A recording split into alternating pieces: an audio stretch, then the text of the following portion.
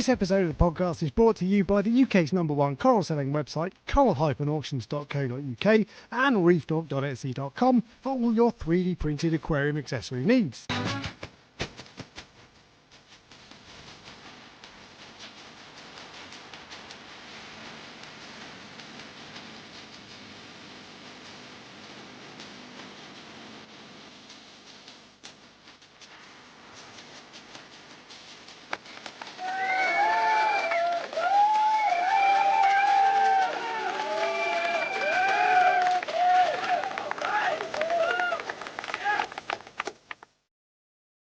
Well, hello everybody. Welcome to the Prestige Reef Dork Show.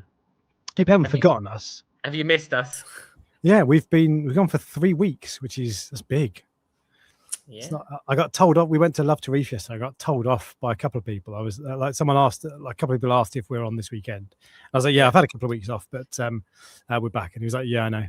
Literally a few people, and it was like, oh, I'm joking, but no, seriously, don't have another break. Yeah. We've said this before, but the same thing happened yesterday. As it's always in person, people tell you, they're like, "Oh, I really enjoy your program. I watch it when I'm doing something really boring, so it's slightly more interesting than like watching paint dry." Yeah, basically. And that happened a few times yesterday.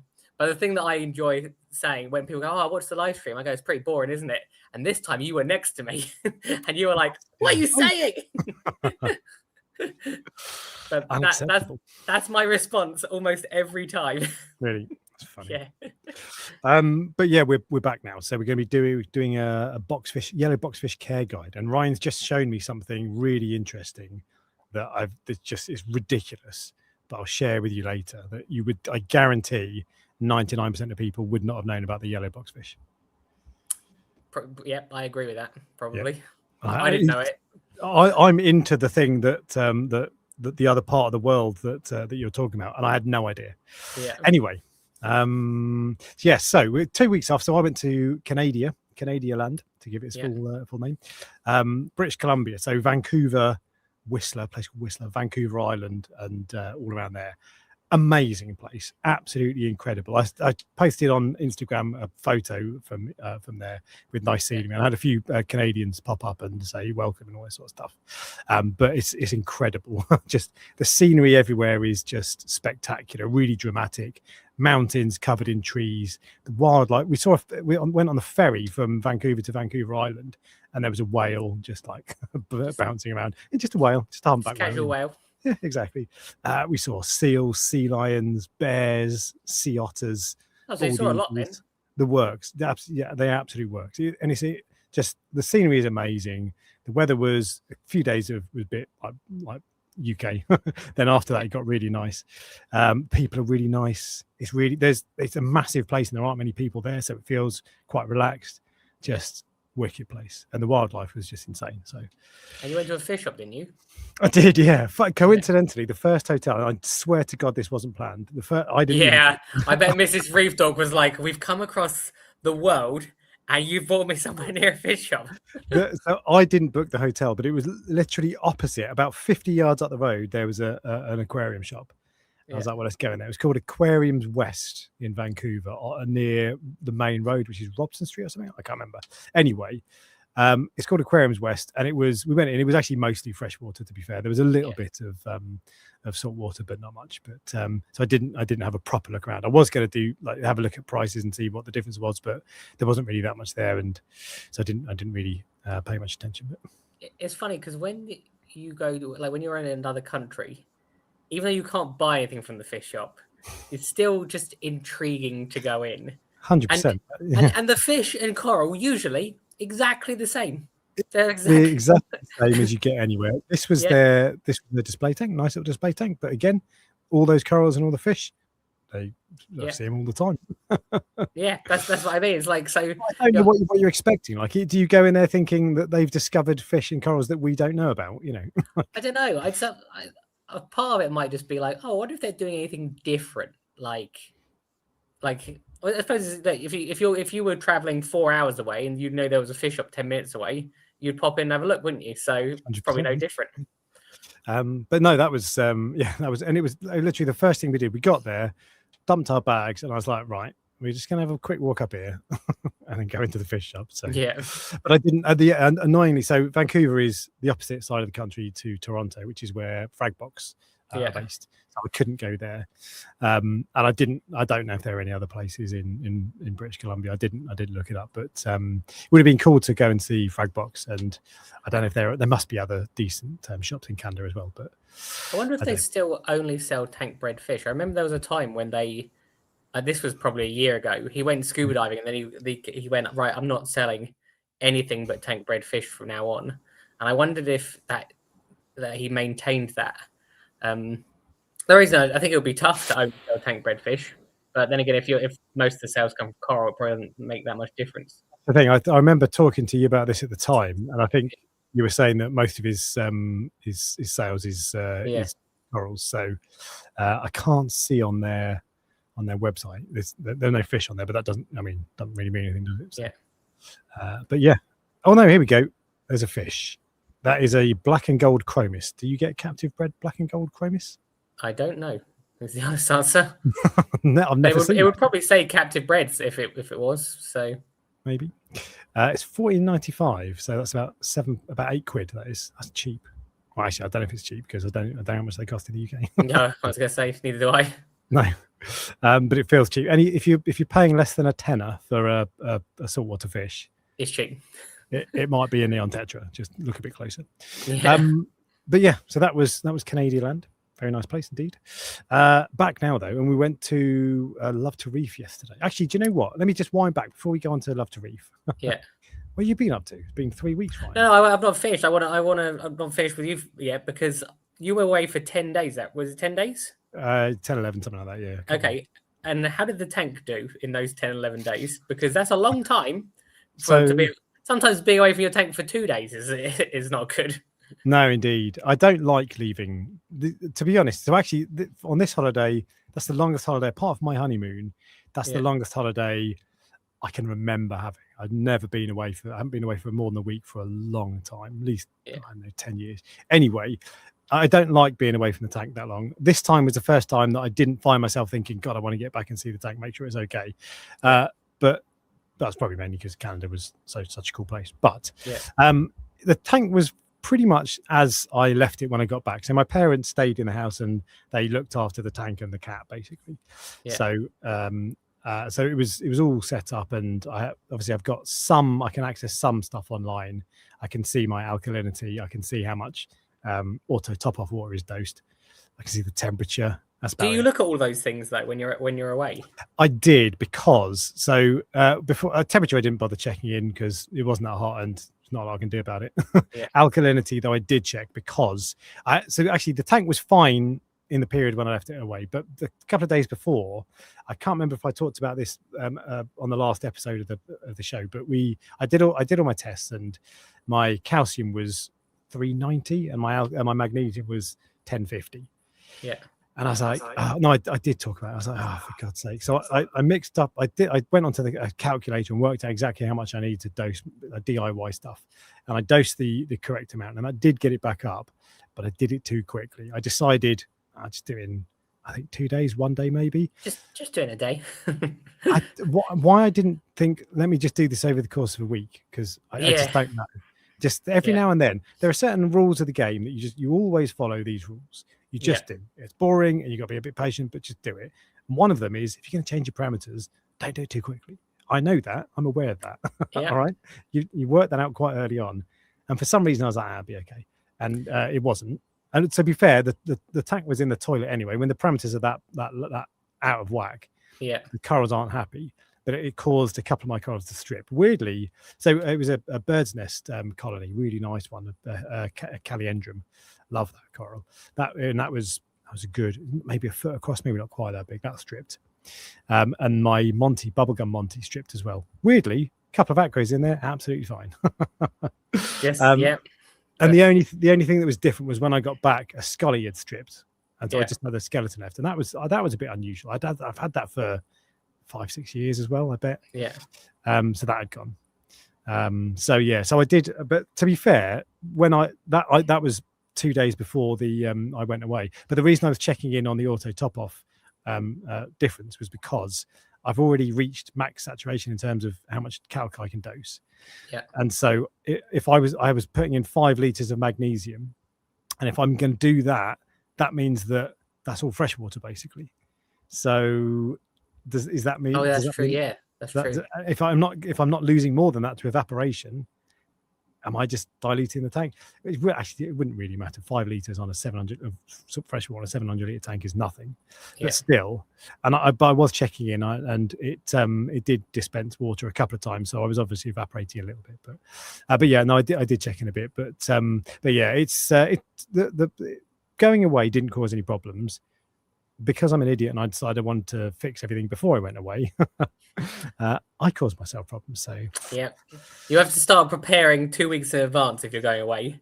So yeah. you fix all your problems a week early, and then do nothing for a week. Yeah, you see, I know that, and I still don't do it. I've said this before. Like this hobby gives you a false sense of security. Everything's going okay until it's not, and then when it's not, it's really not usually. So. The longer you're in it, the more mistakes like that you do. Funny, if I bring phosphate down, I know that if you bring it down too quickly, it annoys the corals. And then sometimes I'm like, I'll put a little bit more in because it's just easier than changing it twice. And again, the same thing happens. Things start to soak. So there's some things you cannot get away with. So it's so annoying because I just wish to be fair, things were not perfect anyway, and if the parameters are that bad, you got problems. Yeah. But I wish I'd have just gone slowly. But anyway, it doesn't really matter. It's a Monty and a bird's nest. I can get them again, and they're not expensive. True. And you'll probably grow to football size, in 20 months. Exactly. I've just lost 18 months of growth. So yeah. There you go. I did try to. It hadn't completely stripped, so I tried to break a couple of bits off to see if I could rescue it, but obviously that didn't work. Also, because I thought it was half done.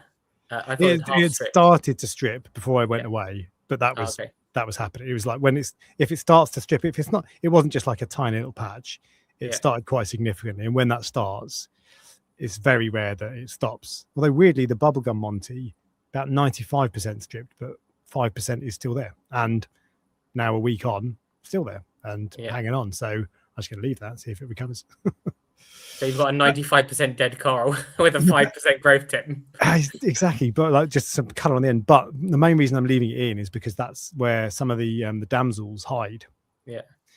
So they need the coral to like there's their home. So even though it's dead, they need the space and the habitat. And one of them's got Popeye. So I'm guessing whilst I was away, they had a bit of a scrap.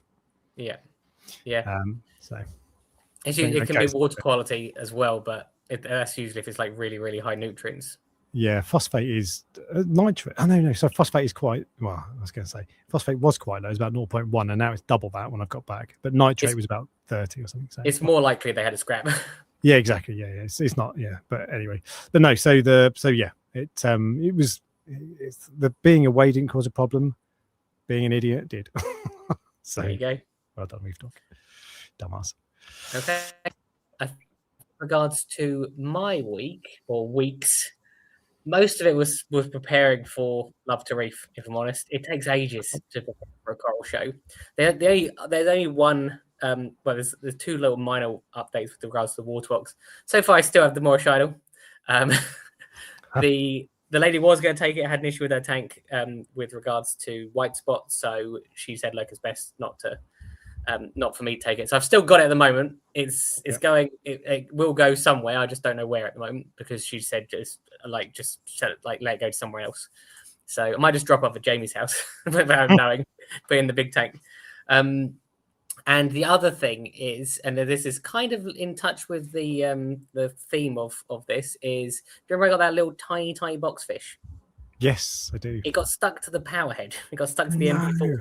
It's fine, as in, like, I think I must have caught it relatively quickly, but it was stuck to it. So this was about 2 weeks ago.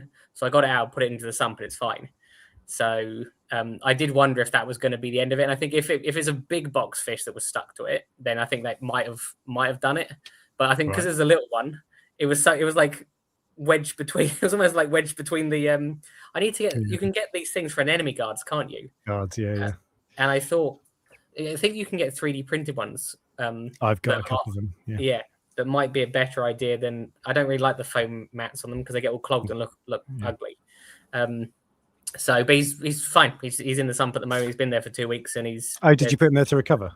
Yeah, there was no recovery. Literally, I must have caught it within probably 5-10 minutes. Right. I just walked past the tank. I was like, "Why can't I see a little boxfish?" And then I was like, "Oh, let me look at the power heads." Well, that's how you lost your last one, wasn't it?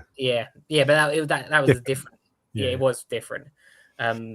Because I've had them with MP40s loads of times. As in, they lived with MP. My old one lived with MP40s for 7 years, and it wasn't a problem. I do think though, the smaller they are, they're probably not as well. It's the same. They don't have the power to not get sucked in. I think. Yeah. So, but he's fine. As I said, I was a bit worried because he's not my fish; he's Rachel's. Oh, of course, yeah. And so I was like, look. You realize getting this fish is a bit. We'll talk about it later, but it's not. They're not the easiest fish to have. So, but other than that, yeah, it's just literally been preparing for Love to Reef, and no one knows. Everyone who goes to these shows has no idea what goes on in the background, like, and how difficult they are to do. Especially, like, having a stand is one thing. Having corals is like a whole new level. One of my friends was like, "Oh yeah, it must be really hard because one of my friends does tulips. So she goes and does she shows tulips at a flower show." I'm like, "You have no idea. Don't get me started on tulips. Like it is not the same as taking corals." So yeah, let prime corals they know. So it is a lot of work. Just like cleaning the racks, you got to take all the corals off the racks to put them in citric acid to get all the coralline algae off, so they're all black and look professional. Deciding which corals to bring, pricing them all up, it's just a lot of work. You know what's funny? Just the dog is not allowed on the sofa, so obviously we have a dog here, and he's not sat on the sofa all day because he knows I'm distracted. He's sitting on the sofa right now. You need to go and tell him. No, I'll leave him there. So I've been training him for years now. Exactly. And it's funny because when I go in the coral farm, he gets on the sofa as well. So he knows when I'm distracted. That's the thin end of the wedge, though. I'm telling you, because now he knows he can get away with that. When you're in the room, he's like, right, what's next? What else can I test? Oh no, he's just got off. He's just realised. So yeah, he knows we're talking about him. Yeah. Okay. So anyway, sorry, I got distracted. The other thing I wanted to give a shout out to was before I went away, I bought Ocean Nutrition Mysis, which is what you've been banging on about for ages as much better for nutrition, basically. Yeah. And I bought it from. I made a mistake. I'll come back to that in a second. Bought it from Kraken Corals. We talked about this before. Is if you're buying frozen food online. Yeah. How do they ship it? Do they insulate it? Does it turn up cold or hot or frozen or liquid? What? So I bought it from Kraken. I think I bought 5 or 6 packs, something like that. Yeah. And this is how they sent it. So cardboard box, this kind of wool insulation stuff, massive wool insulation pack, and then a frozen ice pack. That was frozen solid as well, an ice pack. Yeah. Now the reason I mention that is because I think I bought 5 or 6 packs, which is they're £4 each roughly. So 20 quid, something like that, and plus postage, and I think they subsidize postage a little bit as well. That packaging looks like it cost them a fortune. So first things first, so it arrived. It wasn't rock solid frozen, the food, but it was very cold. It was like icy cold, and it was a little bit slushy, but it was totally fine. So they've done a really good job. But also, next time I buy from them, I'm not going to buy 5 or 6. I'm going to buy basically as many packs as I can afford.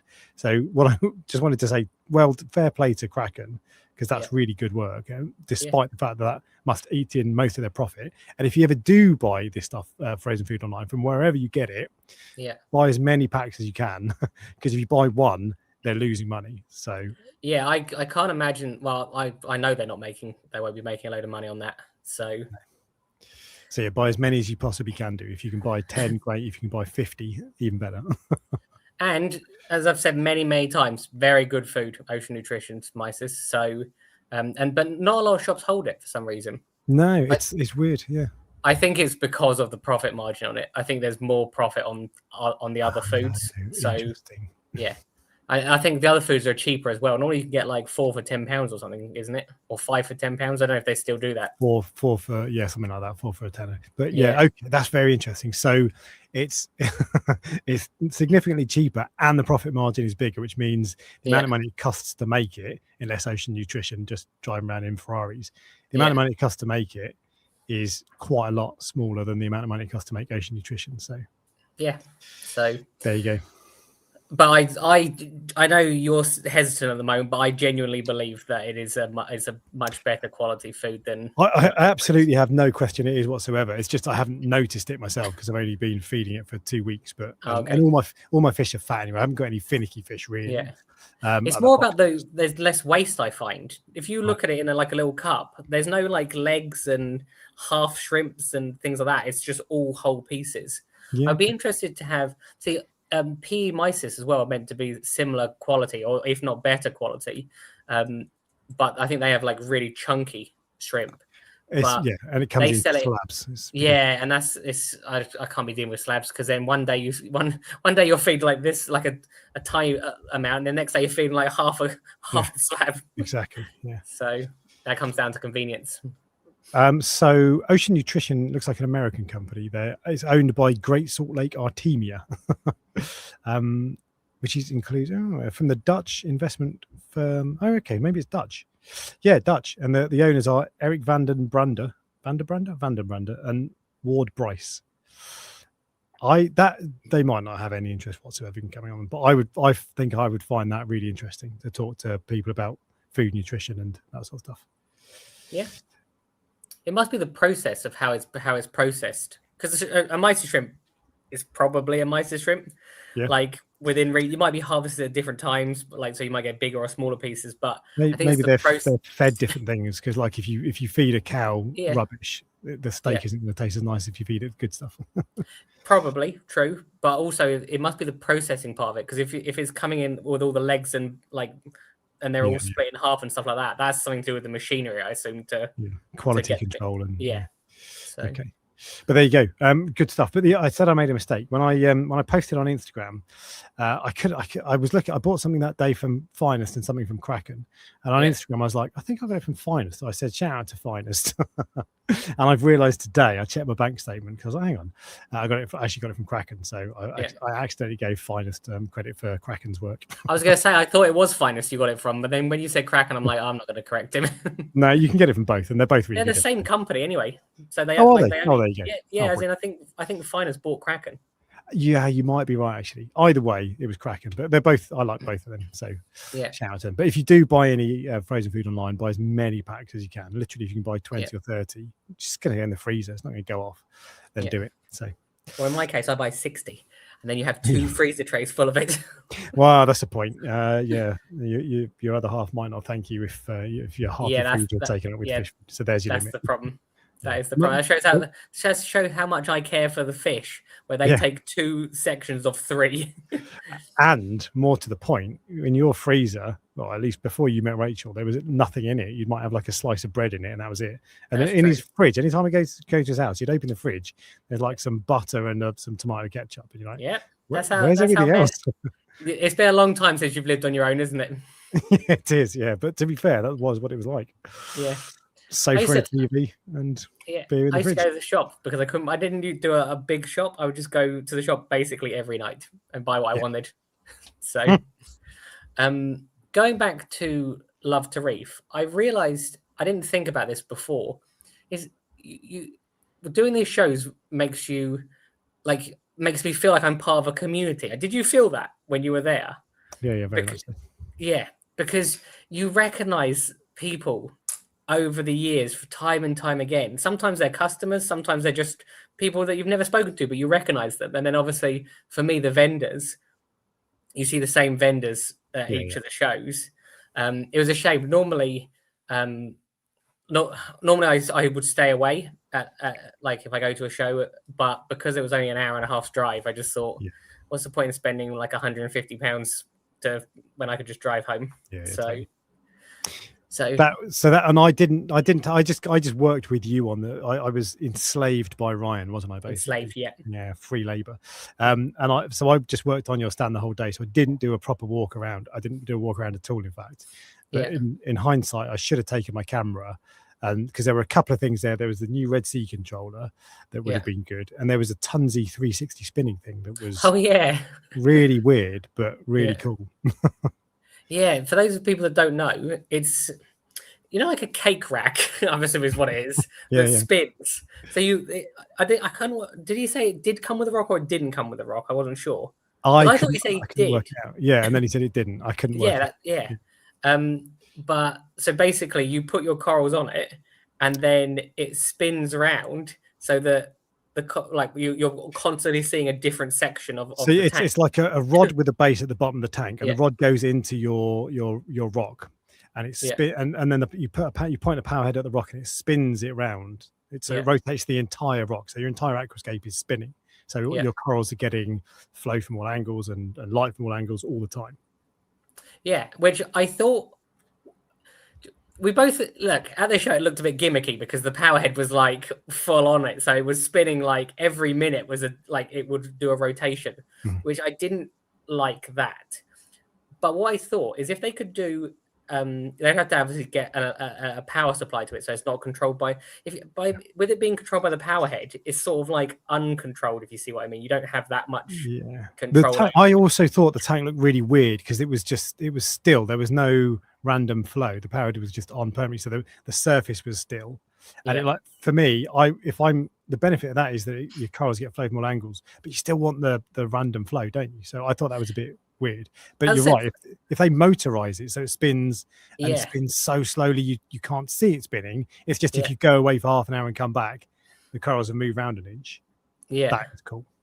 Yeah, when I first saw it, I was like, that is a terrible idea. And then as I was staring at it throughout the day, I was like, actually, I quite like that. I just don't like the execution of it. I don't like how it's like, because you could set it up literally so that it moves a millimeter per minute or something, so that you never as if I saw it moving, I wouldn't like it. But if you don't see it moving, it was cool. Yeah, because halfway in the morning you'd see one side of your coral island, and in the afternoon you'd see another side. So that would be really cool aquascaping potential. It means that your corals get light and flow, better even spread and all that sort of stuff. I couldn't find what it was called though. Like I tried to look it up before the live stream, and I just couldn't 360 something. It was. Oh, hang on, have I found it? Yes, I've just found it. It is called the Tunzi Reef 360. This is going to look. Here we go. Right, so that's what it is. It's just this. Oh, it's carbon fiber. Hilarious. But that's what it looks like. Yeah. Oh, that's an AI. Guys, come on, you're better than that. Anyway, you can see there's a base that sits at the bottom that holds it. There's this rod, and that must be on bearings or something that lets it spin. Yeah. And so it spins round. You point the power head at your rockscape, and it just spins round slowly. Yeah. See, again, the rod makes me not feel brilliant as well. Like I feel like that should be covered. Well, exactly. That's how I was thinking that. But I was thinking about this earlier today. I thought because you wouldn't want a rock to be attached to that cover because it would spin and eventually like an animal would get stuck and get crushed. But if you had a static rock blocking that, wicked, that would be cool. Yeah. And you could probably do it relatively easily to have it motorized, where you literally just have a long cable that would go down the corner of the tank and then under the sand potentially. So there you go, Tunzi or Toons. I know the Americans call it Toons. If you come up, if this idea gets made, you heard it here first, basically. Ryan wants a cut. So it's called what's it called? Tunzi Reef 360, and you can either buy it. So it's 200 euros. So what's that? 180 quid, something like that, for just the stick. Or if you want it, you can get it with the rock separately. From the looks of it, 500 for a small one. 600. I feel like as well that you probably need it with the rock. Yeah, 100%. I don't think you could make a rock that was similar. You would have to drill the hole dead straight. Yeah, because otherwise it'd be on the wonk and it would wobble, and you'd get the rock. Yeah, for sure. But so when that 500 got covered euros with the rock, 200 on its own. That's still a lot. So that's a 300 pound rock, 300 euro rock, and it wasn't that big, was it? No. on its own. Oh, but then that's the thing. So motorize it and we'll talk. Yeah. To be fair, I don't think I'd want it myself. I don't think it's something I would buy, but it is something that I think would be cool. I think it only works in that sort of tank, the one behind you. Like you couldn't put that in the water box; it would look too weird.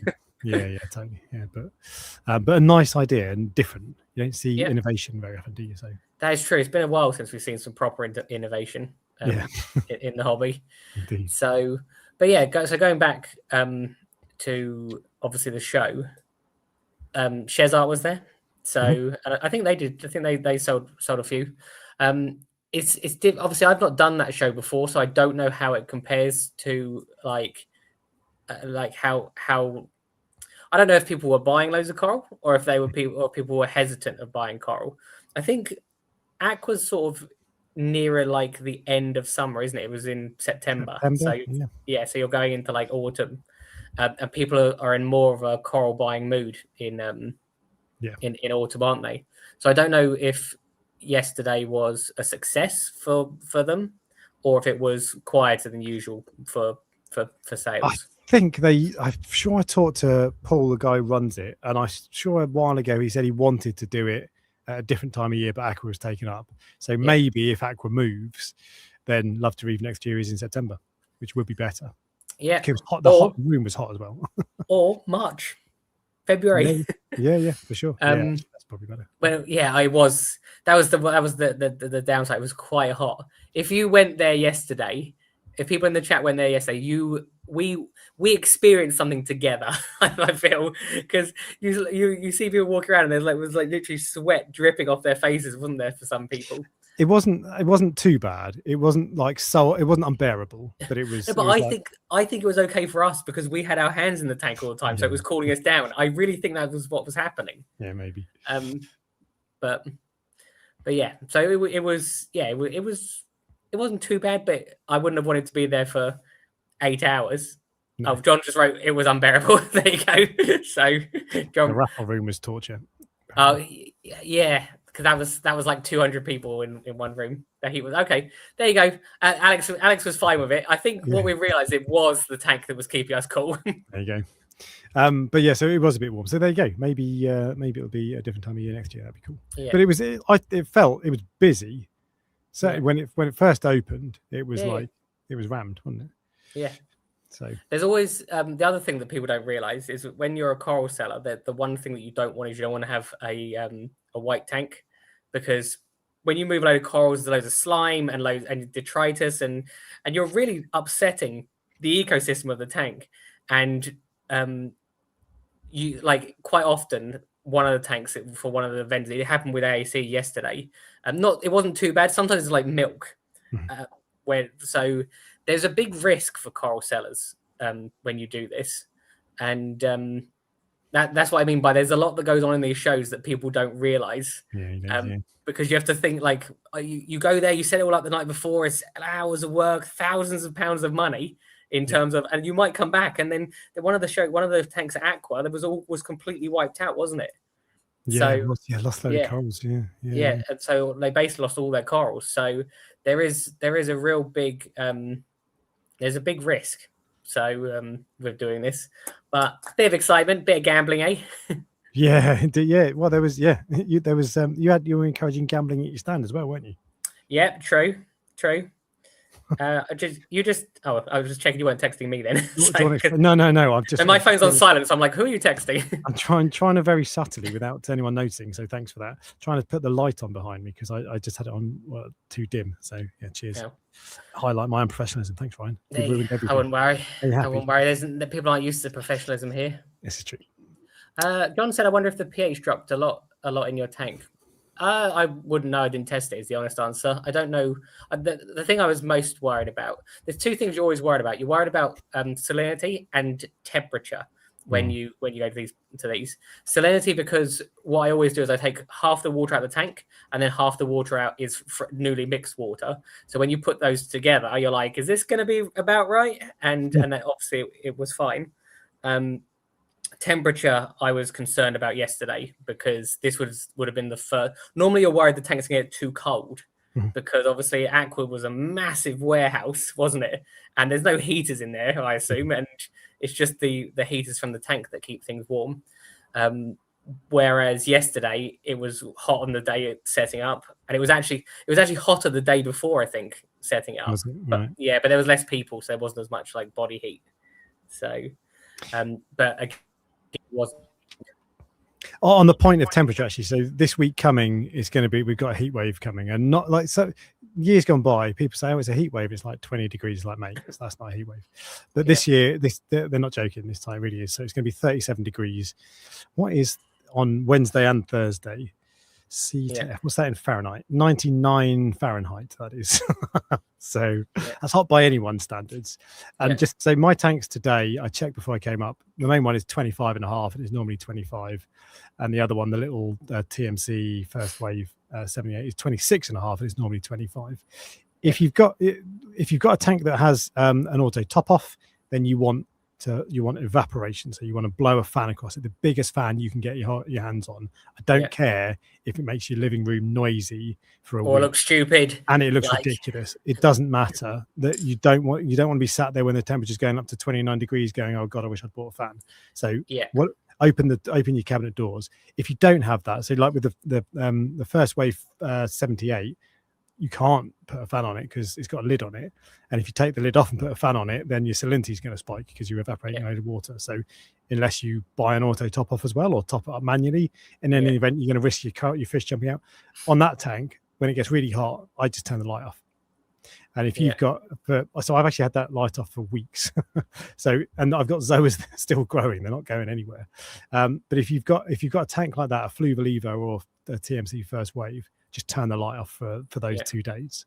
Your corals will be absolutely fine. They're not going to die for 2 days without light. No. They spend 2 days in a plane without light. Exactly, getting here in the first place from Bali or wherever. So just turn it off, because otherwise you're going to be in for bother. And I just want to emphasize that as well. Like, I cannot tell you enough to prepare now.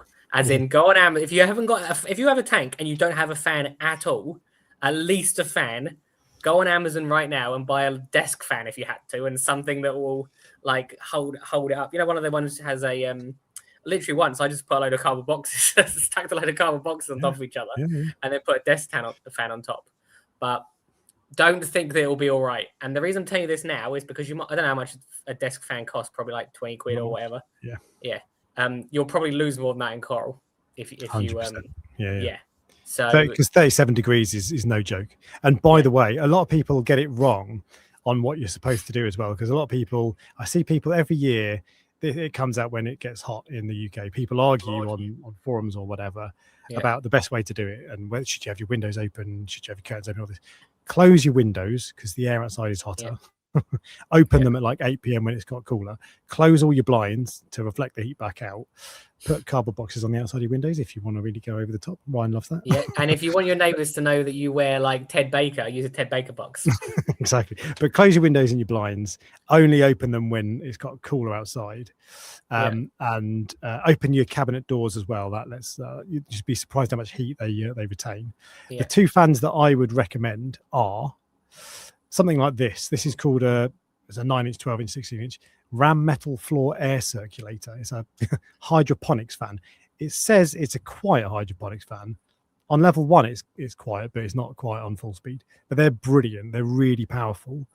But the best one that I've got that I now use is this one. They're server fans. They're only 120 mil, so 4 inches high, and then 16 inches across. But they've got an adjustable dial, so you can control the intensity. And if you put them on full, it's like a bloody jet airplane. They kick out so much airflow. 80 quid. Oof, right, they're expensive.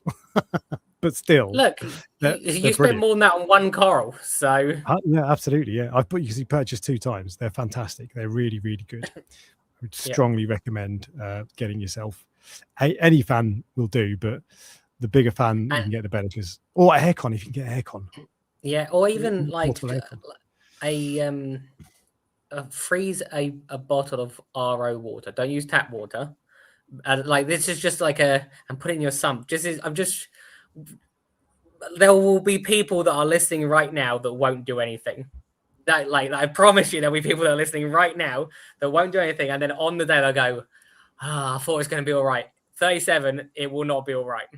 So for most people, I think that's when things with the freezing RO water, because if you've got a big tank and you've got a 2-litre bottle of RO water frozen, it makes very little difference. So you need to freeze as many as possible and then rotate them throughout the day if you can. And the reason it's RO water is because in case it leaks, you don't want your tap water leaking in it. So obviously when you freeze a bottle of water, there's a possibility that it can loosen the lid, can't it? And most people aren't going to like check whether the lid's on. Still on. So just I have done it with bottles of water. This was a long time ago, and it was like 2-litre bottles. Fans are best, but just as a backup, you can try it. Indeed. So, and in fact, I said turn your light off if you've got a Fluva Lever or whatever. Any tank, turn the lights off. I mean, if it's Acros, I probably wouldn't do that. Not for the full day, but peak hours, like from, I don't know, midday to 8 p.m, turn the lights off, because it's going to be, because LEDs kick out a lot of heat, and your corals will be fine for a few hours without them. Fine. So just watch. Anyway, I'm going to check in with, is it next week? What day next week is it? Oh, Wednesday and Thursday. Okay, well, I'm going to check in with the chat on Sunday next week to see who had problems, and we'll see. So, but heat I think is one of the biggest causes of coral death, and I think we're lucky it doesn't get too hot that often, but in countries where it does get hot. But we're not prepared for it in the UK because our houses, because it never gets this hot. So the houses, like this house was built 100 years ago. Yeah. And so they're not prepared for that kind of heat back then. So they're not thinking about it. So the houses don't do well that we have. Yeah, maybe the modern new builds do better. But anyway. One final thing. I'm going to do a giveaway, Ryan. Okay. So what are you giving me? It's definitely not you. So I got contacted by a guy I know who used to work at an LFS near me, Reef Keeper Moss End, and he's setting up a company called Nullix, Null. I don't know what this is. What's Nullix mean? I don't know. It's a weird word, isn't it? Yeah. But I don't know. But he said he didn't ask me to talk about it. He actually said, what did he say? He said, don't. I can't remember. No pressure. Don't talk about it. This is a new prototype. Don't tell anyone. Oh yeah, I haven't told anyone yet. Please don't mention it on the live stream. Oh god, no. No, he didn't. He said no pressure to mention whatever, but just if you want to have a look at it, then do. And to be fair, most times if people say that, I'm like, thanks, but no thanks. But he's a nice guy. And there is a slight problem with this already, in the fact that I don't know what it is from the name, and I can't tell what it is from the box. So I'm intrigued. So the name is, that's true about the name. But anyway, so it's coral cutters. It's nothing new and mind bending, whatever. Yeah. But it's coral. The weird thing, it comes with a microfiber cloth for a pair of coral cutters, which I don't really understand that. But it is made. He told me what it was. I asked. I said, look, it's not going to rust, is it? And he said they're sanded, polished, and passivated, whatever that means, to enhance corrosion resistance. They're made of 316L surgical grade stainless steel.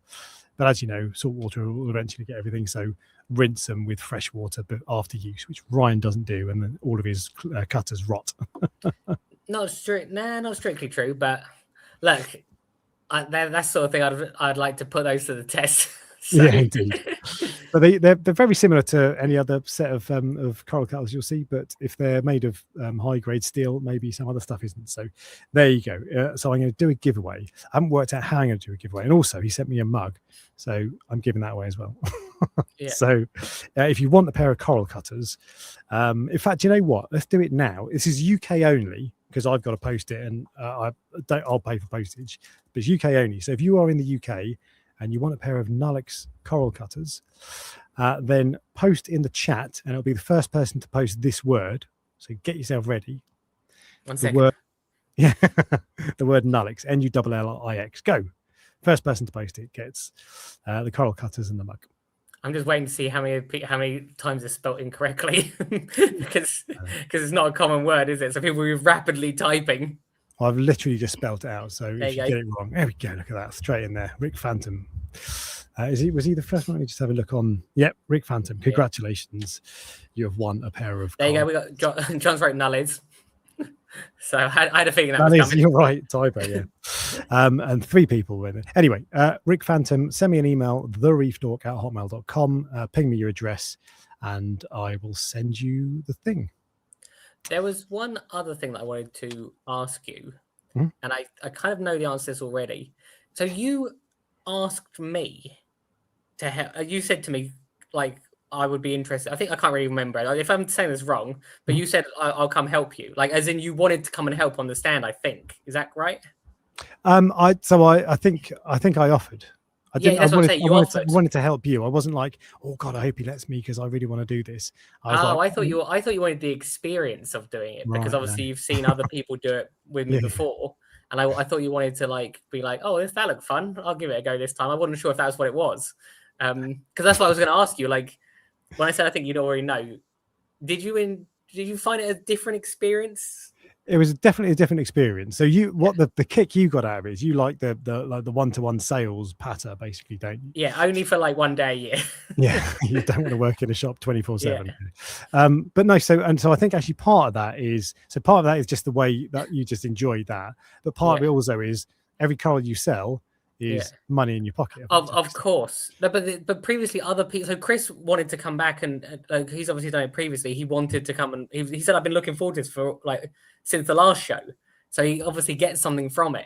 And I think to some extent, like even Rachel enjoyed it last time, and like, well, Liz is in the chat, probably might be in the chat. She might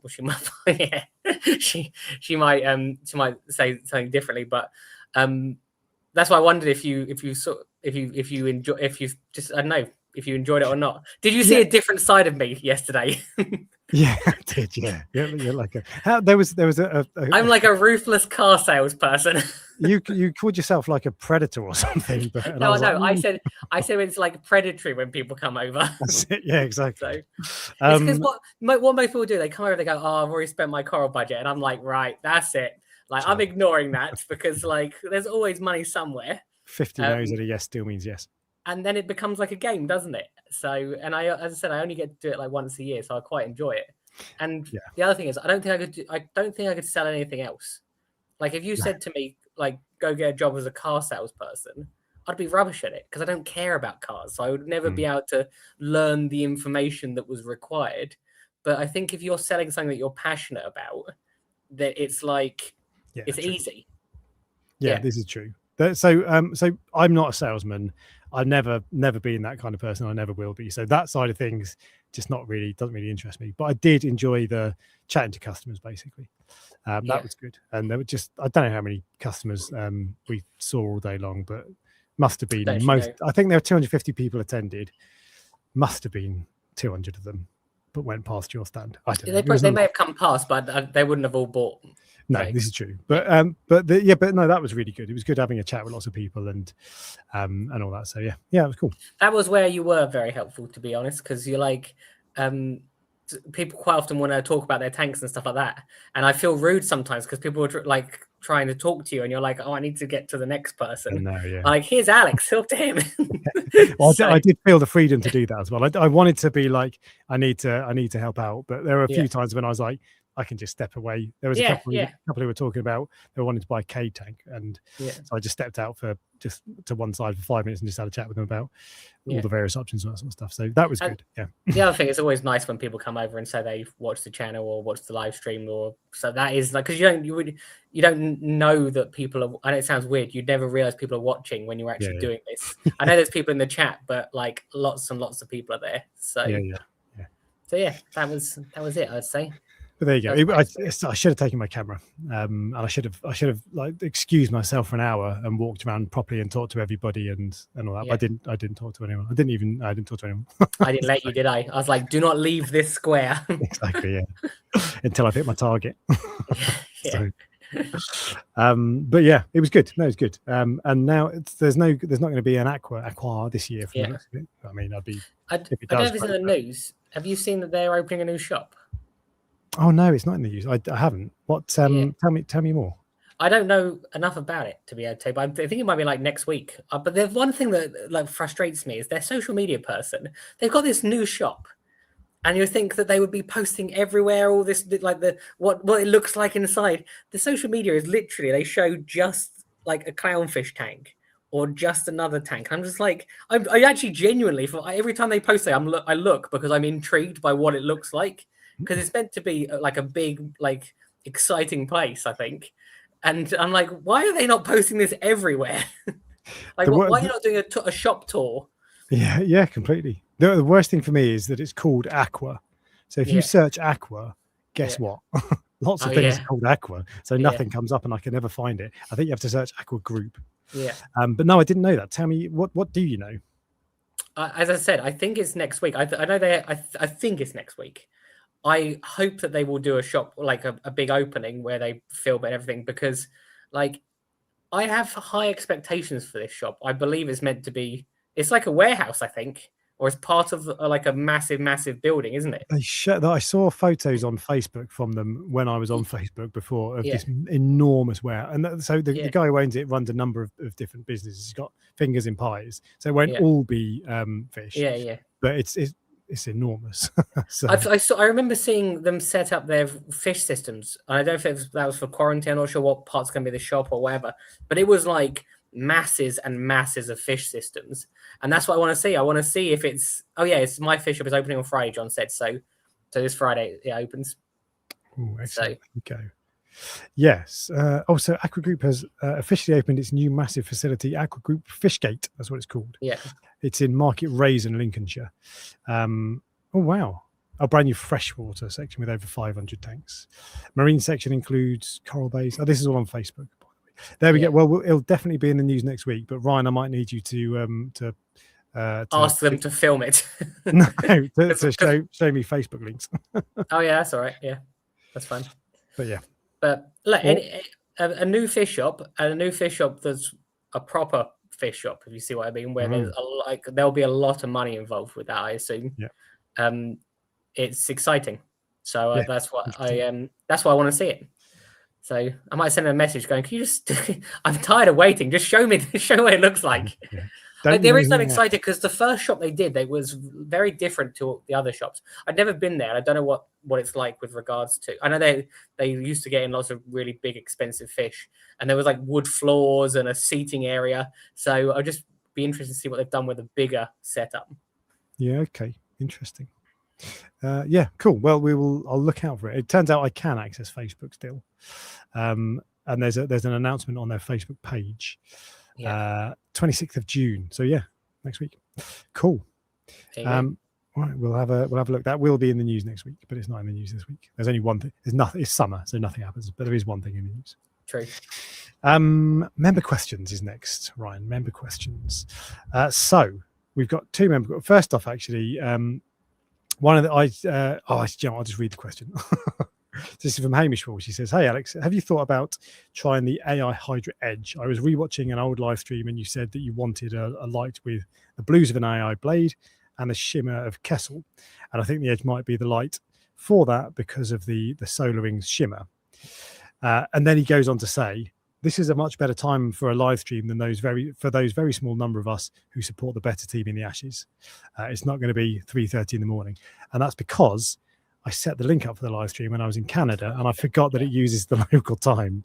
Yeah. So it was 7 p.m. Canadian time, which is. I'd already set my alarm. It was like 2:30. I'm like, "Don't worry, Alex, I'll be there." I know, yeah. But anyway, so have I thought about trying the AI Hydra Edge? I remember talking about it on a live stream ages ago. I think it was a live stream, and I was like, I think it was in the news. I was like, this could be the absolute the end game for lights. It could be perfect because it's got a full spectrum, it's got the shimmer, looks amazing, and the blues of the AI Hydra Edge, the AI blades, which is perfect for a light. However, I was thinking about getting it for the UNS tank, but I'm not going to. I've got the light sorted now for this tank because I saw it in there's a couple of them in my local fish shop, Reef Keeper Moss End, and they're just a bit underwhelming. They're fine. Like, you know how weird I am about lights. I'm so pedantic and particular, and lots of other things. But yeah, exactly. But the shimmer is it's not Kessil shimmer and it's not Red Sea shimmer.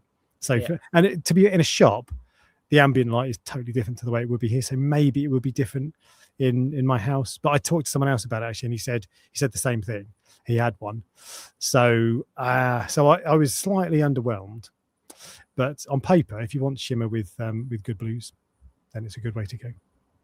There you go. On that point, actually, so I've got Red Sea sent me the medium version of their light to make a review on, and I shut down the K tank like a week later and didn't make the review. Whoops, sorry. I did an unboxing though.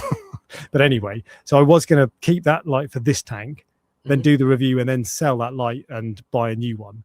But instead, what I've decided to do was get the light that I'm going to use for this one. So I sold the one that Red Sea sent me. Don't worry, it's all right. I know what you're thinking. But I sold that anything, one. To be honest. So I sold that one. You're talking about lights. I don't think I like zone out. So that was the medium version, and I sold that and I bought the large version. Okay. So I've got the Red Sea one for this tank, and that's what I'm going to be using. So okay. In case you were wondering, Ryan, which you weren't. I wasn't. I just barely try and hold on when you're talking about lights. Yeah. Just put matchsticks on your eyes like this, and then you'll be all right. I'm very tired. The next question is from Deep Blue Hugh. Hi, Alex / Ryan, and this is definitely one for you because this is a free consultation. Actually, technically, he's a member, so he pays me, so that's even better. Basically the same then. Looking for some guidance on an issue I've had over the last 6 months. For whatever reason, when it comes to green candy canes and Raja Rampage chalices, they always seem to brown out and die off over the course of a few weeks. I've tried multiple frags, but no joy. I test every week without fail after my 10% weekly water change. Probably better to test before, but not going to make a huge difference. Parameters sit around alkalinity 9, nitrate 15, phosphate 0.15, magnesium 1250, calcium 420, salinity 1.025, temperature 25.2, PAR 85 to 125. What could be causing this brownout? Anything I should be looking out for? Anything I should be dosing, i.e. manganese? That won't make any difference with regards to those corals. Oh, so his magnesium's too low. 1250 is too low. It needs to be 1350. Yeah, 1350 is what you want. And then also, so it's interesting because he has low magnesium and he has slightly too high KH as well. Not massively high, but it could. I'm not saying this is what it is. Like these sorts of things are the things where you need to go through with someone, like in detail. Like what are they dosing? Are they every week are they putting in a load of Roaphos to lower the phosphate, and that's what's pissing them off, or something like that? You don't know. Yeah, what you're feeding. Yeah, it's not going to be whether you're feeding a coral, but it will be some. It's if you've got an issue with one type of coral, it's very difficult to answer in just one question, if you see what I mean. in very quickly, especially as those like candy canes as well. They're like easy corals. I would say I've got a colony of candy canes in my tank, and they've put up with all sorts of nonsense. Yeah. And they're doing fantastic. So yeah. So without knowing more, it's difficult. Yeah. Did you say what the PAR was? PAR was 85 to 125. So it's not that's bang on. Not there was nothing. Magnesium is a bit low, but to be honest, when I look at that, there's nothing on there that I think that's what it is. Yeah. He doesn't mention flow. You can't really measure flow, can you? So it could be that he's got flow wrong. He's blasting a power head at the coral. Yeah, you'd probably know. You'd know if it would look like your t-shirt at the moment if it was being blasted. I look like Marilyn Monroe, don't I? Yeah, definitely. Yeah. Yeah. So the only other thing that I would say is if there's something that you're doing, which could sometimes certain corals, like especially, I noticed that with Roaphos, if you're removing a phosphate too quickly, it pisses off certain corals.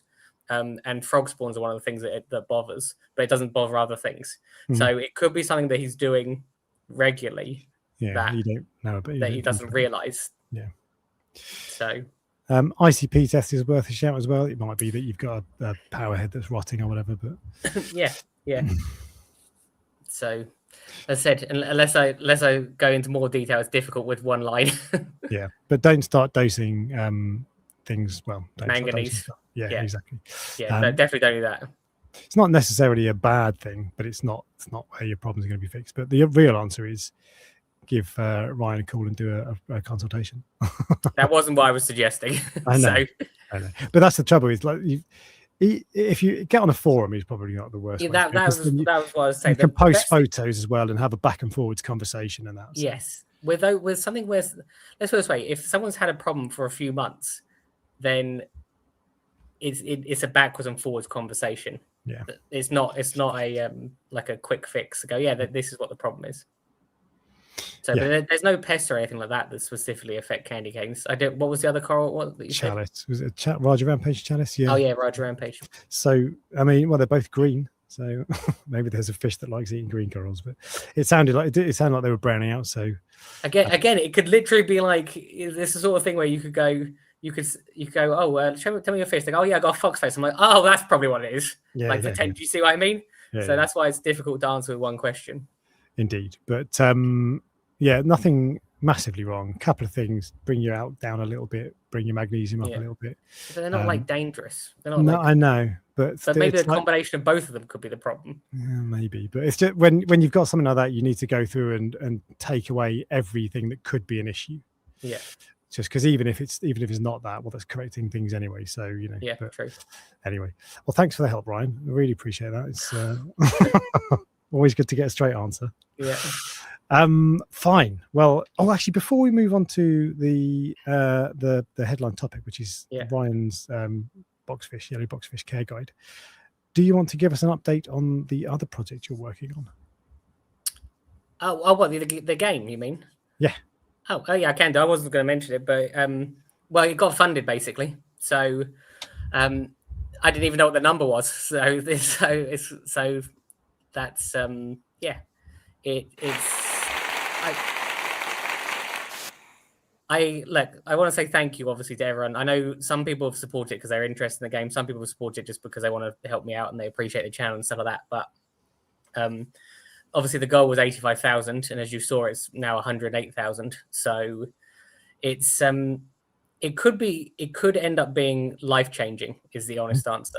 Like it could really end up being life changing, and it's when you work on something for so long and you have no idea. I don't want to go into a rant. Like Alex is like, I didn't know you were going to take this much time. When you work on something for so long, you don't know if it's going to work. It's like to see it working is a big deal. And there's something where people can like sign up, not to buy the game, because that's what people are doing on Kickstarter at the moment. But there's something where people can go, look, when the game is released, I'm interested in buying it. And I looked today and 44,000 people have signed up. So that's for context. New games at this point usually have like 1,000 or 2,000 people sign up. So 44,000 is like way better than I ever expected by miles, like miles and miles. So I just have to get it finished now. But what I will say is doing the Kickstarter is incredibly stressful. Is incredibly more stressful than I ever imagined. And like, I don't know if you noticed yesterday, a lot of people have said to me, like, you look like, I'm not going to say the F word, but like, that's what people have been saying. They go, you look very tired. It's just very, very intense is what I'll say. But I think that was a combination of doing Love to Reef, the Kickstarter, and a few other things. And now, so you signed up to Love to Reef before this all was a thing as well. So actually, it turned out it came along at a really bad time. Yeah, the Kickstarter was meant to be in May originally, and I postponed it because of the war in Iran. And then all of a sudden, and I was like, look, I can't just. This could go on for a year, so I can't just keep postponing it. So it is what it is. And I didn't even know it would get funded because obviously money's not as readily available for people as it sometimes is. So like so it's overwhelming. Obviously there's still 10 days left, so in theory that number will go higher. But because that's your first target and there are still stretch targets, so there's still more to go. So if you're interested, so basically what happens is you hit your target, and then there are new additional content for each for other things basically. So the higher the number gets, the more content will be in the game. So all these things, companion pets, bird watching journal, island insect journal, romance merfolk. That's the thing that everyone wants. I'm surprised, but so in these types of games, there is always like a romance thing with where you can like date the villagers or marry the villagers, basically in this genre of game. And the one thing that everyone wants is for me to make it available to date the mermaids, which is it's something that I'm like, there's something inside people with that. So this is like what was the Little Mermaid? What was her name? Ariel. Jessica? Yeah. Ariel. That's the one. Jessica. You're thinking of Jessica Rabbit. I am, yeah. But yeah, so everyone fancied her when you were like 8 years old. Yeah. So the funny thing was, there was someone put a comment on saying, I've just sent this to Alex already, and I actually posted it on the Discord as well.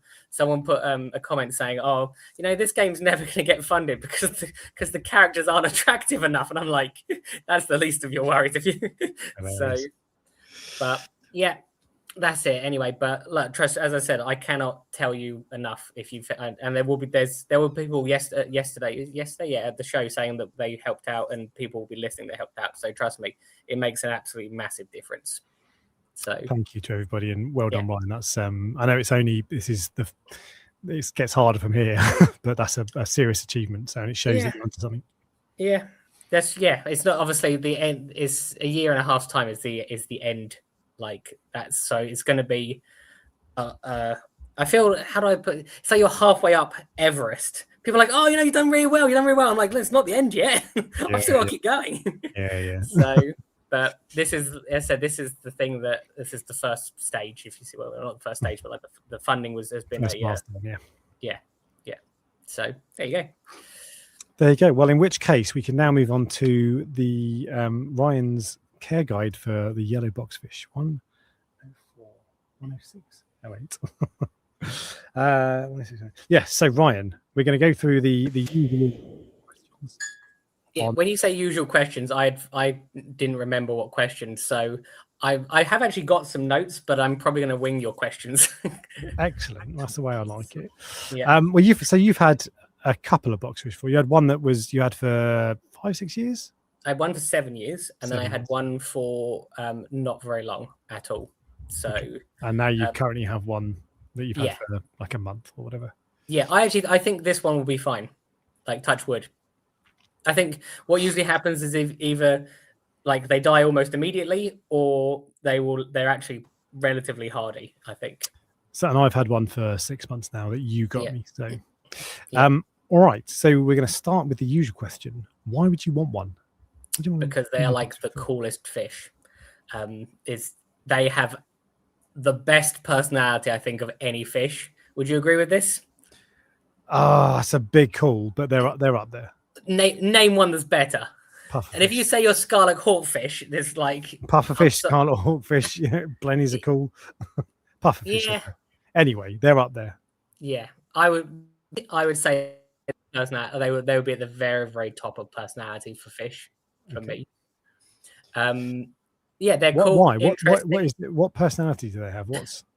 It's that they're different. So most fish like move their bodies to swim. Like they as the word like undulate their bodies to swim, whereas they use their fins, so they're almost like hovering. They don't swim in a normal way. They can go forwards, backwards, up, down. They're like a multi-dimensional fish, and also they're cool because there's nothing else that's quite like them. Like I know there'll be other similar fish like cowfish or whatever, which aren't technically boxfish, but like they're just different. Is what exoskeleton. So when Amy was on the other week, she showed a skeleton of a boxfish. Yes, and it's literally the same shape as that, which is mad. I know this is a cowfish. Oh, cowfish. Yes, same. It would be. It would look the same. So yes, it's basically exactly the same. And again, they've got an interesting pattern on them as well. So not all fish are spotty. For example, like what other fish are spotty? I can't even think of one. Oh, there's probably loads. There's groupers. There's what's the grouper called? Yeah, but the ones that we have. There's probably millions, but still. Gem tang. There you go. Gem tang, yeah, exactly. Yeah. But anyway, it's unusual. Yes, but for me, more as I said, more than anything, is the personality. They are a fish that you can trick yourself into believing that you're interacting with it but you're not. It's hungry. So like, it's sitting there like, and it notices you, but you're not actually interacting with it. It's actually just like it sees you as a food source. Yeah. So, very cool swimming pattern though, and just totally different, because they kind of like hover around, and you can see their fins, but they're kind of invisible most of the time. So it just looks like it's just this weird thing, like it's like a UFO, isn't it, from a 80s TV show or something. And the other thing is they're poisonous as well. So they poisonous. Yeah, they're not venomous. Yeah, they're poisonous. So when people come over, you can be like, look, I got one of those poisonous things on Earth in this fish tank. And it's true. Yeah. Next to Myozoas. Yeah, true. Yeah, that's it. Because we love to tell people stuff about our tanks when we're like, that is a cool fact, isn't it? Yeah, that's the sort of thing that lionfish that could kill you. Like, people have died from that, and I'm keeping it in a box. Yeah, if you're like, oh, that's an Aquapora tenuis, and that comes from the great sort of part of the barrier reef, no one cares. Yeah. But if you're like, yeah, that fish is toxic. Yeah. That's cool. So, people, ooh. What do they eat? So they will eat things like mysis, and this is the biggest issue with boxfish. Getting them to eat is like 90% of the battle, because you can't tell when they get thin. When boxfish come in, they don't get thin like other fish because their skeleton's like is rigid. And I think that's probably the biggest issue with them, because they come in and obviously they go through the trade, and they're not being fed, and then they come in and then they don't eat, so it becomes like a real issue. If you can get one eating, that's like, and it appears to be active and healthy. You see that the little tank that you had, that is in the tank that you showed with all the little boxfish in. Like I picked my boxfish out of that tank, so I can put food in and see which of those 20 are eating, and which that's what I've realized. Selecting your fish is the most important thing. Like when it comes to tricky fish, copper bands, boxfish, like those file fish, the like green and yellow dotted file fish. If you can get them where they're eating, that is like most of the hassle. Obviously, because I get my fish from the wholesaler, I have that ability to pick from 20 fish, whereas most people only get one. And I think that's why some of these fish have a bad reputation. Do you not agree? Yeah. Because other than disease, I have loads of tricky fish. If you if you take disease out of it, which anyone can get that, I have a Mauritiidal, which are known for not eating, 9 copper bands, which are known for not eating, a boxfish, which is known for not eating. Do you see what I mean? A multi-bar, which is known for not eating. But they're all doing fine, because if you select the right specimen at the beginning, then it's like that's not me being some master at keeping fish. I'm just getting the right one at the start. Yeah, 100%. So, the other thing that they're what do they eat? In captivity, they will eat like mysis and brine shrimp. Brine shrimp's not a good idea. It has no nutritional value unless that's the only thing they eat. They should eat like clams, and like what they usually do is they'll eat off the rock as well. The little tiny crustaceans, they're quite like predatory. They go around like eating things that they see. So yeah, I would say, what are you going to ask me if they're reef safe, aren't you, in a minute? That's the next question. Are they reef safe? I am going to go out on a limb and say yes. I would say they are. I think if you look everywhere, it says that they're not. They're like reef safe with caution. I have yet to find a coral that it eats, that any of my boxfish have eaten. I'm just googling that. Are yellow boxfish? It's going to say no. Yellow boxfish are not considered reef safe. But why? Well, they usually leave most corals alone. Their natural foraging habits, there you go, make them a high risk addition. What does that mean? Addition to the tank. They can nip at soft corals, sponges, and tube worms. Oh, fine. In that case, I think that's what I mean. I don't think I've had them with soft corals, and there's no issue. It just said they can as well, so it doesn't say they're guaranteed. And if you look at all the corals that Jamie has in his tank, all different scallies and trackies and like everything, with that massive cowfish, and it didn't eat anything. And Amy's cowfish didn't eat anything. And obviously, so I think that they have a reputation for being not reef safe, because they are often classified. If you ever look at like the wholesale lists, boxfish and puffish are in the same section. Right. So I think that they are like thrown together as non-reef safe, but they actually are. And because they're so finicky and so niche and difficult to keep, it's not like a clownfish where everyone's got one, so you've got a million people who can tell you. Yeah. So, and the other thing is, they mine actually eats, both of mine eat pellets. They'll eat nori. It's once you've convinced them to eat, they'll eat anything pretty much. Right. Okay. Interesting. But not corals. In my experience. So okay, that's good. So they'll eat veggies and meaties. They're usually one of the most like voracious eaters. You think that they're like these little slow fish, but when you put food in, well, I don't know if it's the same for you. It doesn't have much competition. Your one. No, so there's a Toby puff and that's it. But when I first got him, they are I don't know how they survive in the wild. And bearing in mind how small they are when they they get big. But he was a terrible hunter. I was putting there was very little flow in that tank whatsoever. The mice and shrimp just went around in a circle, and he really struggled. Like it would get caught in the flow and move off too quickly. And it was like he was trying to chase it, and like he was so rubbish at eating. But he has got better now. It's because it's not like normally he's pecking at the rocks and looking for critters there, whereas now he's got to get used to his food swimming away from him randomly. But he was terrible at hunting at first, but he's now got much better. It was in with like 10 tanks. It did not care. It was like straight there immediately. I think it learned that if you don't eat quick, there's no food. Yeah. So you think they're coral safe? Are they safe with inverts? Ooh. Decorative shrimp and stuff.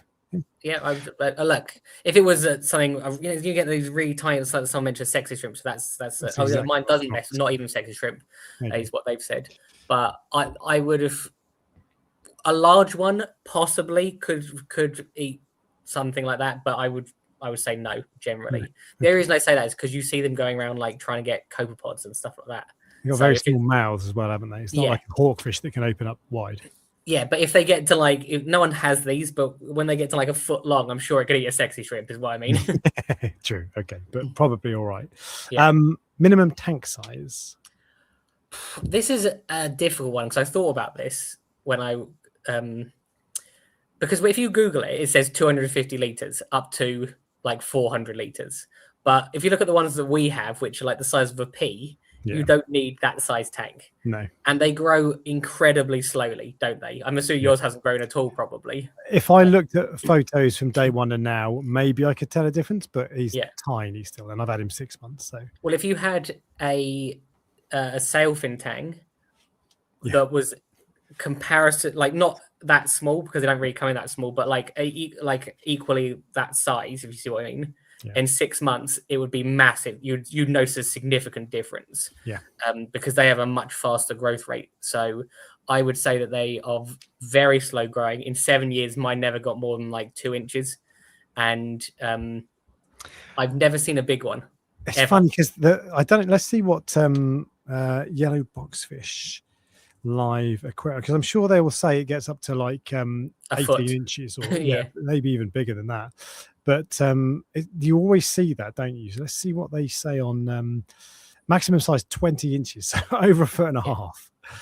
But I've seen them in the wild, and they're those like ugly, like yellowish, brown, blue things that they're like multicolored, but like not in a good way.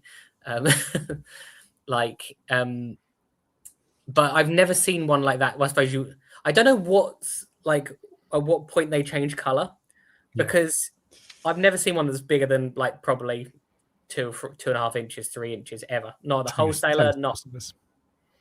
I didn't hear what you said. Sorry. Tennis ball size. Yeah. No. The test that would be way big. It's more like golf ball size. Really? I've never seen one bigger than that. Obviously, cowfish are different. Cowfish, you do see big ones come in, but I've never seen a big boxfish come in. Okay. Interesting. And not a yellow one. I have seen the big male Hawaiian ones come in big sometimes. Blue ones? Yeah, they're blue. I wonder if that's because I don't know the answer to this, so I'm just speculating. But I thought of this. The small ones are always black and white, black with white dots. The Hawaiian ones, and they are the females. But you only ever see big males. So I wonder if they're similar to clownfish, where they change gender. I don't know if that's true or not. That's just a theory that I've had, and it would make sense. Okay, fair enough. What about aggression? They're not aggressive to anything. And to be fair, I would say most things aren't interested in them either. Yeah, okay. Like, Well, yeah, because they're toxic. yeah. So I didn't even put when I put it in the water box, I didn't put it in an acclimation box. Normally I would put a fish in an acclimation box, but I knew nothing would care about it. So Okay. it was fine. And it's, I guess, because it's one of those fish that it shows that it's dangerous by its colours and its yeah, I think the other fish, it doesn't even look like a fish. I know they know it's a fish, but it doesn't. Yeah. It doesn't look threatening to them, like in terms of territory or. And fish is obviously, this is going to sound ridiculous, but fish is a word that humans came up with. If you go into the sea, right, and well, I know these aren't in the sea, but you can put a neon tetra next to a whale shark, and they're both fish. Yeah, but they're not the same. So a yellow boxfish and a wrasse, they're not swimming around going, oh, he looks like me. You know, he's one of me. Yeah. It's like we've just called that. They're like, who's the new weirdo? Yeah, what the hell is that? Yeah. Yeah. Anyway, can you keep multiples of them together, given they're not aggressive? You showed a video of them, multiple of them together. I don't know if that changes as they get bigger. I have a feeling that it possibly might. You see multiples of most fish at the wholesaler, though, in tanks like this. Not all, but most fish. And that doesn't. Sometimes if they're stressed and they're scared because they're in a holding tank, they're schooled together for safety numbers and all that. So it doesn't necessarily mean anything. But Rachel wanted to buy all of them. Like literally, I'm not joking. And even when I went back to the wholesaler after we had one for a week, she's like, "Can you go get like 10 more?" I'm like, "No." So, but do you know what? You need to do that. You need to find out, because that would be so cool. Just a tank full of them. I think that you probably could keep them together, like when they're small. But I think in the ocean they're solitary. Like you literally, you never see like mold. There's not like angelfish that swim around together, or butterfly fish where there's two of them, or tangs where there's loads of them. You see them just one, usually. Yeah. Okay. How much are they? I know the answer to this if you don't. I can't remember, if I'm honest. So I looked them up on. I know I bought one recently, but obviously the prices are different. So I thought you'd say that. I looked them up on Abyss, which is the shop in Manchester that you and I use for a rough guide of prices. I think they're about right. Yeah. And they were 30 quid for a small one, basically. A little bit more. That's what I mean. They're like, in terms of like bang for your buck, they are, as far as I'm concerned, they're like one of the best possible fish you can buy. That's exactly what I was thinking. Because 30 quid is not a lot. It's funny how this hobby works, isn't it? Because a fish like that, like if you show people, just like a normal person who's not into fish and corals, if you show them a yellow boxfish and then you show them a Melanaris wrasse and you say, guess how much they are? The Melanaris would be like, I don't know, quid, and the yellow boxfish would be like, I bet that's £1,000, or and yet they're 30 quid. It's a bargain. No, and they've always been like that. They haven't changed in price for years. Yeah. Because I think the reason I didn't know what the price was because I remember the price of my one 10 years ago now probably was I think 30 or 40 pounds, and it was a bit bigger. Obviously they're little tiny ones. Mine was bigger. And the price of them hasn't changed. And I think it's because although they look desirable, I have a feeling that shops don't sell that many of them. I think I've spoken to shopkeepers who say they don't like to sell them either, because in particular it's the kind of fish that if you're new to the hobby just looks amazing and I must have it, and actually they're generally described as expert only most places, and they are a really bad idea for most people because they're so difficult to keep, especially if you're not choosing the right specimen. Speaking of which, are they beginner friendly and hardy? I would say no, is the honest answer. And sorry, Rachel's just come back. Oh, I thought it was the dog squeaking. No, that is the dog. Rachel's just come back, and the dog's excited. So, are they beginner friendly? I would say that they are not a good choice for disease. Is the first thing I will say. They're prone to disease. They're prone to white spot. Interestingly, they are. White spot doesn't seem to like affect them in the same way it affects other fish. So they carry it. I might go close the door if he does it again, but they remind me why you can't have 3 sausage dogs, Ryan. Yeah, I know. Yeah. Oh, Yeah, sausage dogs are like the noisiest dogs. They apparently they are the noisiest dog for their size. Oh, really? So, Oh, yeah. Small man syndrome. Yeah. Also the best dog. Rachel just said they're also the best dog. If you didn't hear that, I did. So, but she's delusional. No. Oh, domestic. Anyway, what was I? White what spot. Was I say? They don't White get spot. it in the. Yeah. Yes, so they carry it, and they seem to carry it for ages. Whereas you can see it on their fins, but they don't seem to like die from it in the same way other fish do. They would probably eventually, Do they but spread it though? yeah, I think they're one of the fish which is prone to it. So Right. Okay. what was I going to say? Someone's written.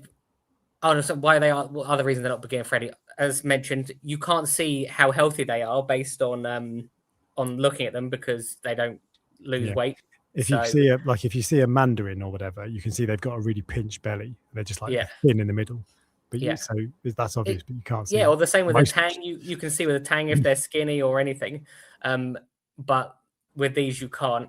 And the other thing is they don't readily accept food, is what I've noticed. They're not maybe out of like 50% of them, probably even less than 50% of them will readily eat aquarium food straight away, is what I'd say. And the ones that don't eat it are the ones that are that have the negative reputation for expert only. Yeah. Okay. Next question you've already answered about whether they're disease prone, and white spot is the main issue with them. Any other diseases? Urinema or? Not that I'm aware of is the honest answer. I don't know if velvet affects them in the same way as. I think they're similar to mandarins where they have a different, like their skin's different. It's not like, so maybe they're more susceptible to other fish. Right. Okay. Do you know what? I was going to say this might trip you up if you haven't prepared, but tell me something interesting about it. And I know that you do have something interesting. I do have something interesting. So, Mercedes, the car company, decided for some reason someone at Mercedes was so inspired by Boxfish, they decided to make a car as a prototype. I genuinely think they were thinking about bringing these to market. And Alex has a picture for you. It was called the Mercedes-Benz Bionic. That is literally what it looks like. And that's a really good one because you can see the skeleton of the car. Oh yeah, that's true. What was the thought that you had when I showed you this?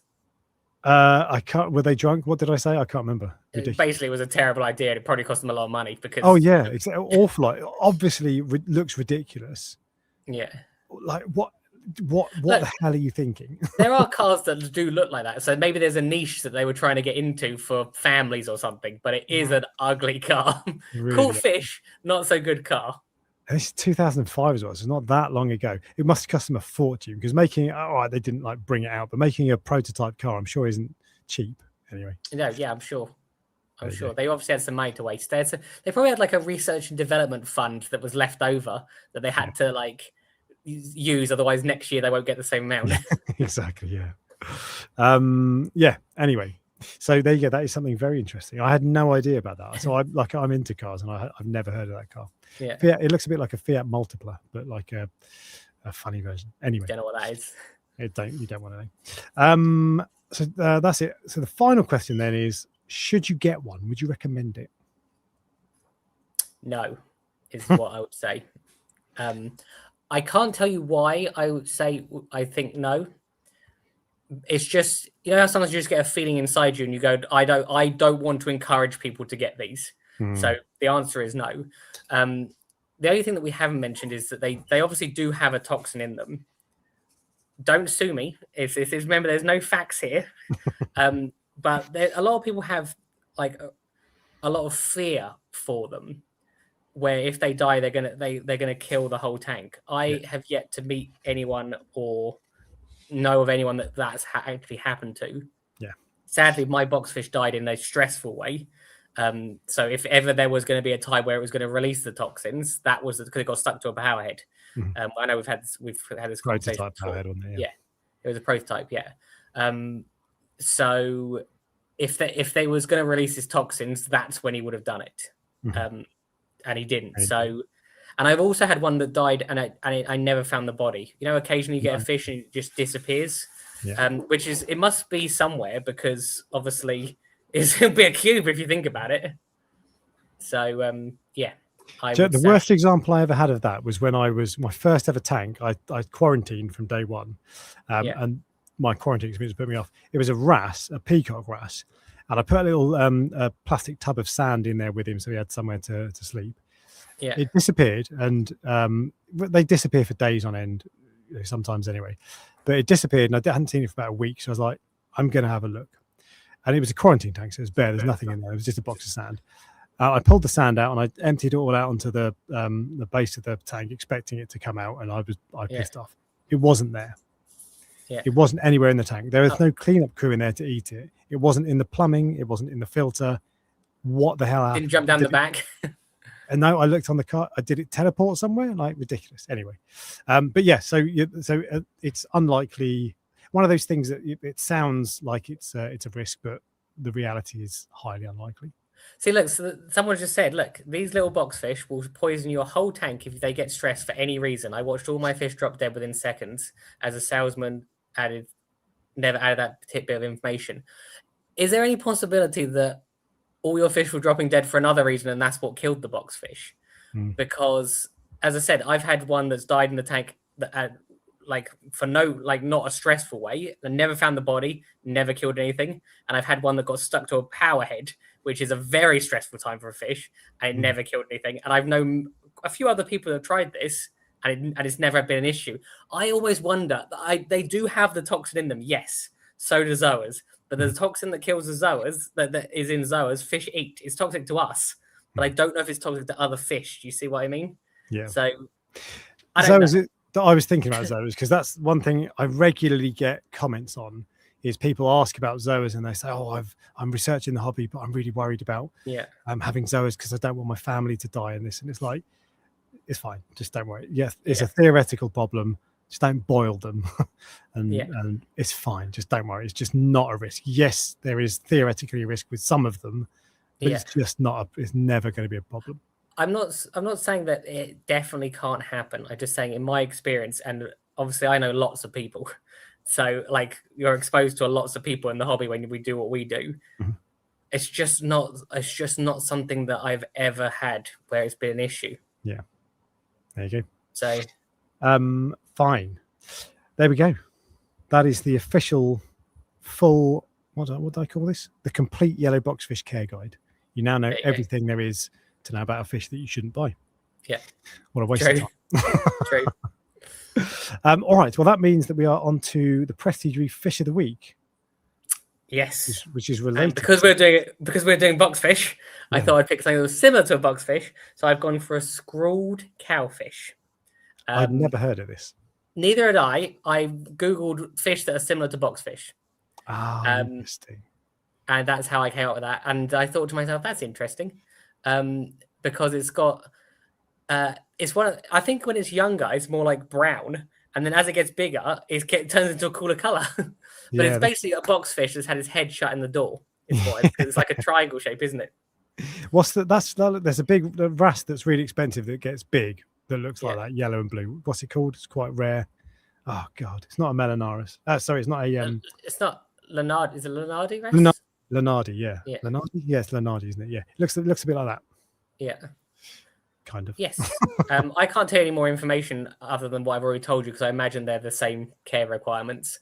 I just wanted to pick a fish of the week, and I knew I was gonna do a lot of talking, so I thought I'd pick that because I got nothing to tell you about it. I just thought I'd show you a different fish. They're on the Rock and Critters website as out of stock. So, but I think they have like peppermint angels in there as out of stock, don't they? So yeah. How many can you pre-order? Can I select? They've got prices for a small, medium, and a large one, to be fair. Anyway, cool fish. Didn't know that existed. So good fish of the week. I did consider another fish of the week. Oh yeah. I have a feeling that save it for next week. No, I have a feeling that your news will probably be in your news. Right. Okay. Yeah. Is there any special wrasse that are in the news? Might be. I couldn't say. Okay. Yeah. So I thought you'd get annoyed if I use that. I will. The Prestige Reef Coral of the Week. This is. I don't suppose you've managed to think of a different one in the meantime, have you? No. So Alex picked the car of the week because I loved to Reef yesterday. I took probably 8 to 10 different types of Sophastries, and this was the one that Alex liked the most, which was a Skittles Bomb Sophastria. Which I think you said we've had before, and I think we may have had before. I don't know, but I don't. It's cool. So this actually, the reason that I liked it so much yesterday was it doesn't look like this, the one that you had there. It was the same kind of colours, the same red or purple, whatever you call that, and blue base, but the base was more like a cream colour, and it reminded, like Acros often do that. They've got like a cream base, and then they've got when Alex talks about colours, so who knows what it is, because as far as I'm looking at it going, that's exactly what it looks like. No, it doesn't 100% looks different. It looks so cool. So yeah, are they in stock? They must be in stock. Yeah, 25 quid on your website. You have some really weird taste in corals. I promise you, because the other one that you absolutely love is that dragon fruit one, and I'm just like, it just doesn't. I don't see why you like that. I don't know why you like it more than the others. Because when I went into the farm, like the first thing you see is this dragon fruit Sophastria. You can see it across the room. It was so bright. It looks really cool. Yeah, you've got it, don't you? Mm-hmm. Have you still got some? Yeah, I think so. Yeah. But that is the fish and coral of the week. That was a quick one today. Indeed. We didn't even do the polls for them. Oh yeah, I forgot the polls. It's been so long. We'll just assume that they both were rated very highly. The car of the week might not have done, but you can blame me for that because we've had it before. Yeah. So all right. Well, you know what that means. That brings us on to the news.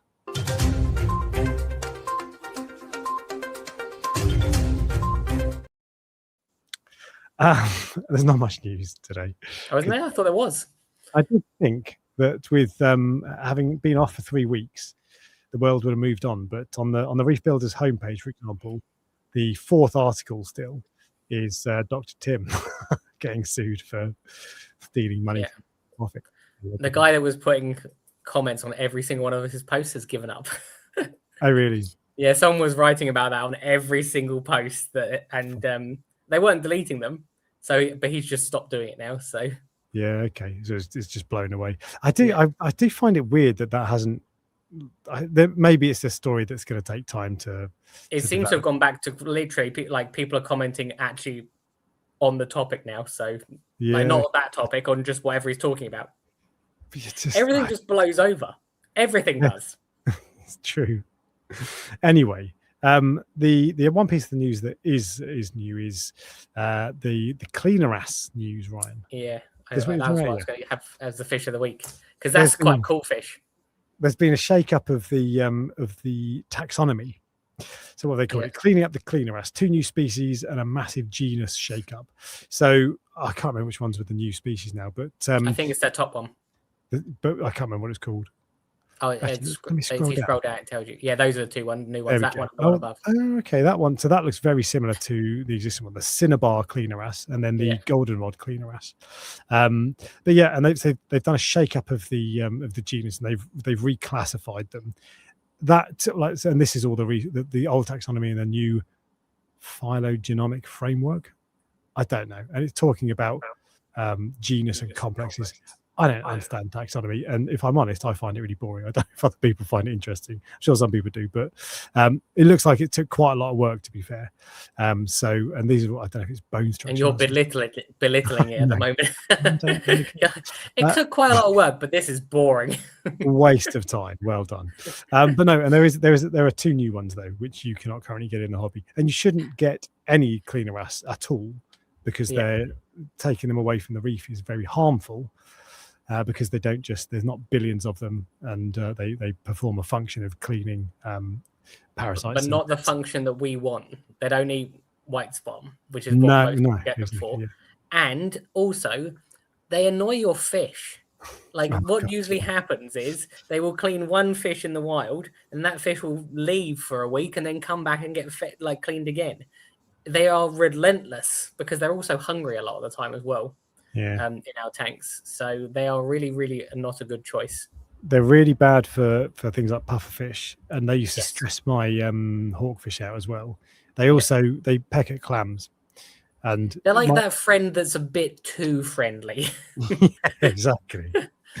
The one that was pecking at my clam, God, it's so annoying because it would go up to it, it would wait till the mantle was out, and then it would swim up to it and grab it, and then like try to rip a piece off it, and then it's like, oh mate. So the clam was closed all the time. But the one good thing is that's how I caught him. I put the clam in a fish trap, and he went straight in after him. But anyway. So what you're saying is a boxfish is more reef safe than a cleaner S. Probably, yeah. But yeah, on that bombshell.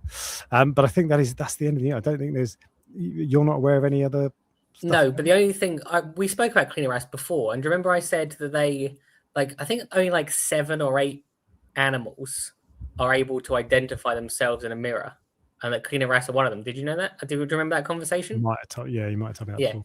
And I'm sure we had that conversation. And I remember saying to you, how do they know? How do they know that the cleaner S is able to identify itself? And I saw the other day how they do it. I knew they put a dot on it, but so they put a little dot on the cleaner S somewhere, and then the cleaner S sees itself in the mirror and then tries to scratch itself in that area to get the dot off. Now, are they scratching it because they've seen the dot, or because someone just put some paint on them? So it's irritating. I don't know, but you see what I mean? Yeah, That's how the scientists know. Whereas I didn't know that they were able. That's how they were doing it. Interesting. So I've got. I thought I must tell people that because I've got an update. So how would they know though? Because mirrors aren't naturally occurring in the wild, in the sea, are they? No. So how would they know it was on themselves? So, but how it swim past the mirror? How does it know that that's what it is?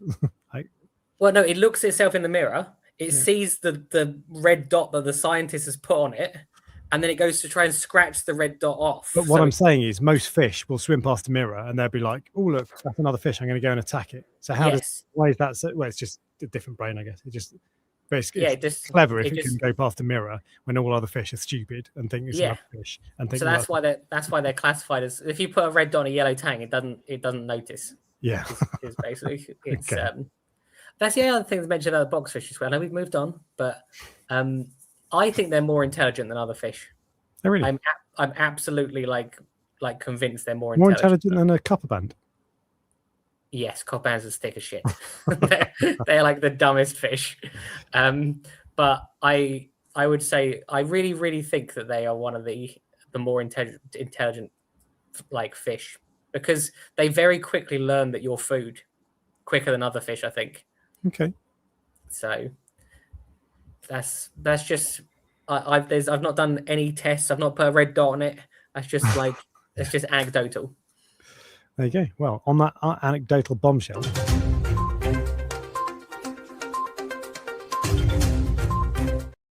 we have reached the end of the show. Should we say who the guest is for next week? We've got a guest. Yeah. It's Viking Reefing. What's his name? I can't remember his name. Oh, Viking Reefing. I don't know who most people's names are. I only know people's names by their He calls me Reef Dog still. So I do, yeah. My name is. Like if I refer to Alex to anyone, I call him Reef Dog. I don't call him Alex. It's funny because I call you Prestige as well. So yeah. So. But there we go. We've got. Sorry. That's the same with all of East Coast. East Coast is like you refer to people by their Instagram names. That's what I do. So very true. But Viking Reefing, for those of you who don't know, and you probably do because we talk about it all the time, is the guy who keeps butterflies. Oh, he's got an Addis butterfly. He keeps butterflies in reef tanks. He keeps these little green spotted filefish. Very cool fish keeper. I'm looking forward to this because I think this will be one where people can learn a lot, potentially. And he'd be more interesting than you. So I'm just can't even deny it. But every so often, someone comes along and they've got we've done this a few times, and they can be really, really interesting. I think I don't want to set the bar too high, but when someone keeps those weird fish, you're usually got something to say. Most people in the hobby just have the exact same tank as anybody else. You've got clownfish and a royal grammar and a hammer coral, and and he's got he'll have a Moorish idol with a clam and a fish that only eats coral with coral, and he does things differently, which is cool. So there we go. So thank you all for joining, and we will see you next week. Bye guys. See you later.